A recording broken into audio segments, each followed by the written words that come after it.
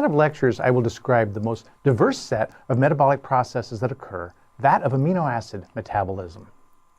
Now, to review for just a second, we remember that amino acids are essential for making proteins and that there are 20 common amino acids that are found in all proteins, plus an occasional rare one that I will also describe here.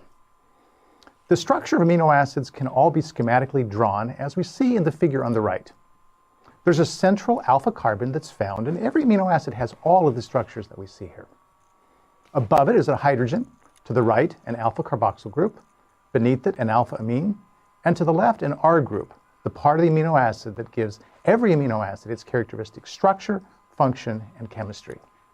There's no single pathway for amino acid metabolism, which distinguishes it from some of the other metabolic processes that happen in cells. The synthesis pathway for amino acids are actually grouped according to common anabolic precursors that they all have.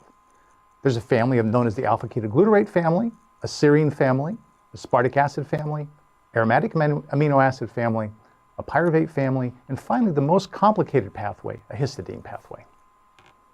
Now, in addition to talking about amino acid metabolism, I will discuss post-translational modifications, and these are chemical changes that are made to amino acids after they've been built into a protein.